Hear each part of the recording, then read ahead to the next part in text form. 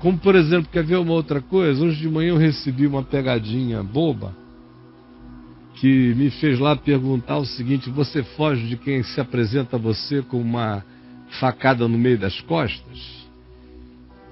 Logo depois, quando eu entrei aqui, que eu olhei para aquela pegadinha que estava aqui, pegadinha, faca nas costas, ela só me lembrou a minha mãe. Essa aí é a pegadinha. Minha mãe nunca fez uma pegadinha na vida. Mas o que é que me lembrou a minha mãe nessa pegadinha?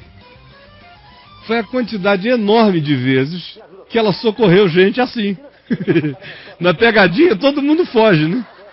Todo mundo corre do cara com a faca nas costas. Ninguém quer se envolver. Agora a mamãe era engraçada, porque ela não queria gato perto dela. Cachorro, ela dizia, tira esse bicho de perto de mim. Agora, ela não tinha nenhum medo de gente, de qualquer natureza.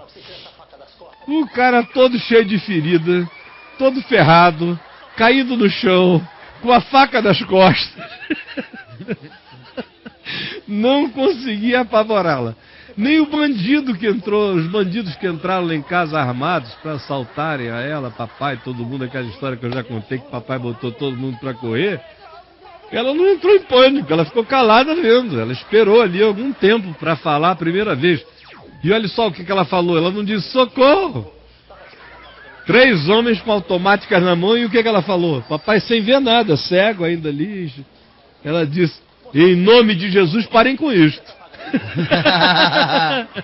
Eu não tinha essa conversa.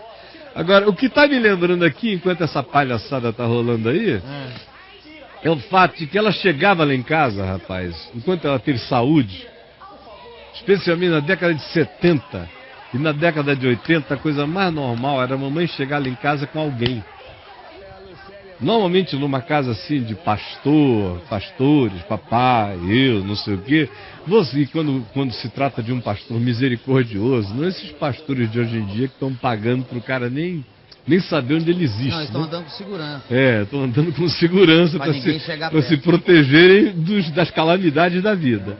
Quando tomar faca nas costas. Quando tomar faca nas costas. Mas a mamãe, rapaz, mulher... 70, 71, 72, mulher. Quantas vezes ela chegou com gente que ela botava no carro, ela parava o carro, aquela rondinha velha lá que o papai dirigia. Rondinha. E ficou com eles muitos anos, até passar para mim. Ela parava o carro na esquina, saía do carro para pegar um mendigo e dizer o que está acontecendo. O cara assim com mais para lá do que para cá, ela ia ver se estava morto, vivo. Tá com faca nas costas? Faca nas costas, estava embriagado. Se fosse bebedeira, ela não fazia nada, mas se não fosse, estivesse passando mal, ela pedia ajuda aqui, bota aqui, que lá em casa a gente socorre. Chegava lá, ela saía, ela pega um cara lá, traz pra cá pra gente ajudar. Uma vez ela chegou lá em casa com um índio. Um índio? Um índio. Aí... Arrumou um índio lá.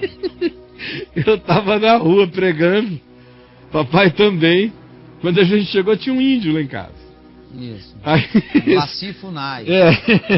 1970 alguma coisa, né? Aí, o que foi isso, mãe? Não, eu tive compaixão desse índio, porque eu ia passando na frente do sanatório e vi que tinha um moço pálido encostado num poste assim, quase morrendo em pé. E eu vi que ele não sabia falar português, não sabia nem onde ele estava. E aí eu fui lá e tentei falar com ele. Ele não fala português. Aí eu me comuniquei, consegui perceber que ele é índio, que foi trazido para cá, que foi levado para aquele lugar ali na frente, para o sanatório, porque ele estava com um problema pulmonar. Olha. E que o deram por curado, deram alta a ele, sem ter FUNAI, parente. Ele é um índio lá da fronteira do Brasil com as Guianas. Largaram o cara na calçada de Manaus. Olha aí. Sem ninguém. E eu, quando percebi aquilo, levei ele até o carro, trouxe até aqui, que eu disse, meu marido e meu filho vão cuidar de você direitinho. Aí chegamos lá, comida no Januário, o nome abrasileirado, o hispano dele era Januário. O nome original dele eu não sei até hoje. Mas o nome para consumo de língua portuguesa era Januário. Quase todo índio acaba apanhando um nome em português para falar para nós gringos. Aí, Januário. Aí descobrimos que o Januário falava um pouquinho de espanhol. Por causa da fronteira com a Espanha. Da Espanha não, com a Guiana. E com a Venezuela, estava ali numa fronteirinha. Aí, influência ali, venezuelana, não sei o que, eles falavam um pouco de espanhol. Aí descobrimos uma coisa a mais. Além de chamar médico para ir ver o Januário, essas coisas todas lá em casa, nós descobrimos que ele, além de falar um pouquinho, ele, melhor do que falar, ele lia espanhol. Olha, cara. Porque alguém tinha ensinado a ele, alfabetizado em espanhol, para ele se virar nas relações com os brancos lá ou conosco, os morenos, de língua portuguesa e hispana. Ele sabia. Ele alfabetizou-se em espanhol. E ele sabia, o suficiente. Aí eu perguntei a ele, escuta, você consegue ler isso aqui? Eu dei um livrinho dos Gideões Internacionais, que é bom toda vez que a gente falar em Gideões, hoje em dia a gente fala Gideões Internacionais, para distinguir dos Gideões missionários, que são esses malucos desse congresso de Camboriú, que não tem nada a ver com os Gideões Internacionais, e distinguir dos Gideões do Estevão Hernandes também, que não tem nada a ver com os Gideões Internacionais. É aquela biblinha cinza dos Gideões Internacionais que está no mundo inteiro, bilíngue, sabe qual é? Desse tamanho. Peguei uma lá, acho que era português e espanhol. Falei, você consegue ler esse espanhol aqui? Ele ficou a tarde inteira lá assim. Depois ele me disse, eu falei, o que você entendeu? Entendi que Deus amou o mundo. Outra. De tal maneira que deu o seu Filho unigênito, para que todo aquele que nele crê não pereça. Eu tinha dado João 3 para ele, mas tem a vida eterna. Falei, o que isso significa para você? Falou, pelo que eu li aqui,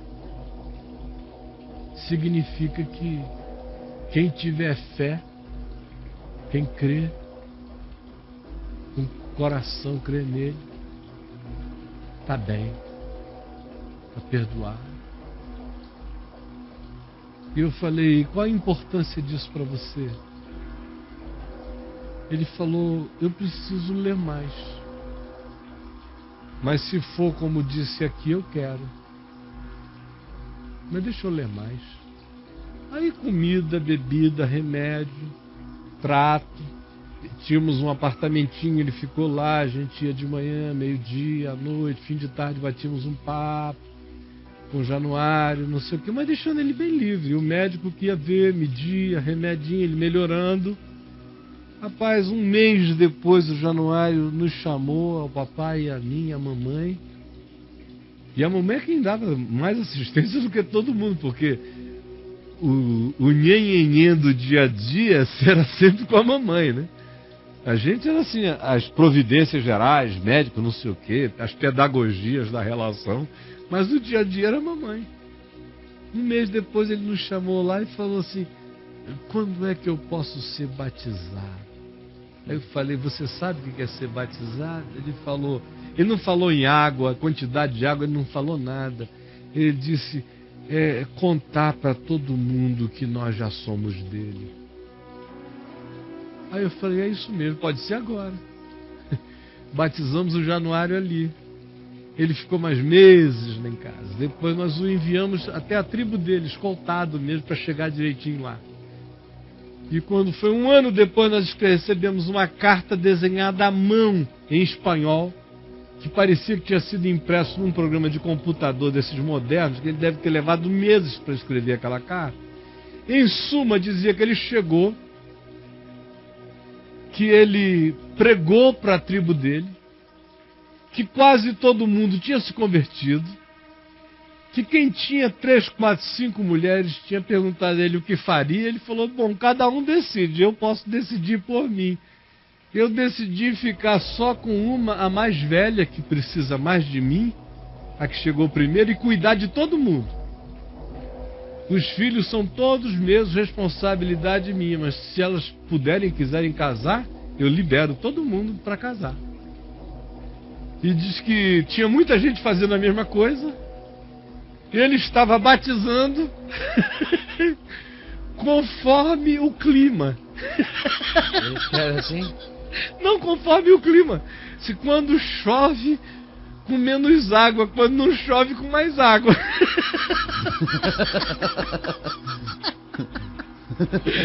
Porque nós o batizamos por aspersão no jardim lá de casa. Uhum. Mas disseram, tinha gente que não era problema, tinha gente que batizava assim, assim, assado, que o evangelho não tinha nada a ver com isso, era só coisa de temperatura mesmo. De temperatura, conforme o clima. Conforme o clima.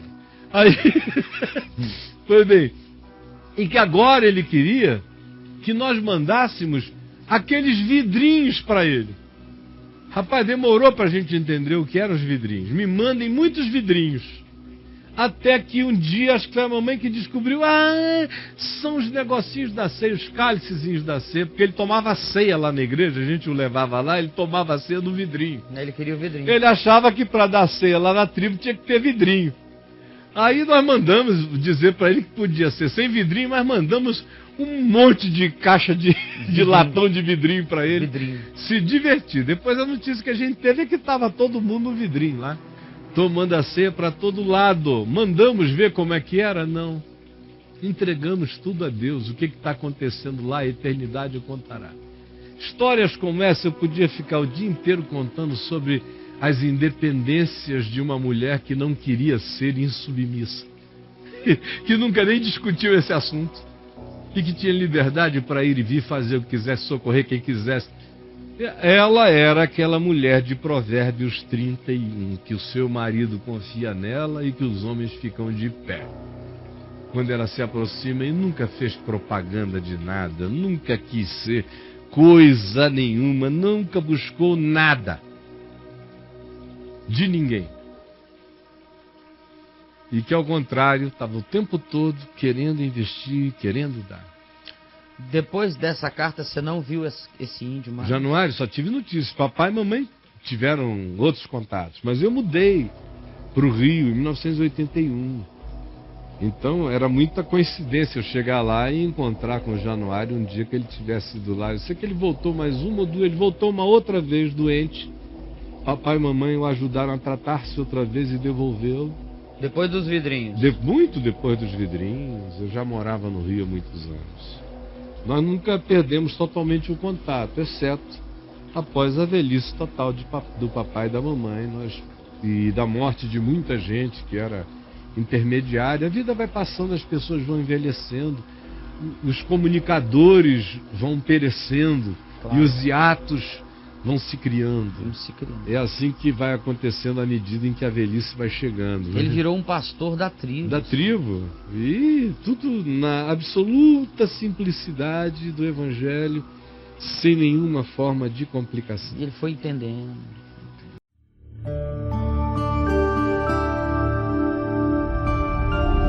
Vem me ver TV. O canal é você.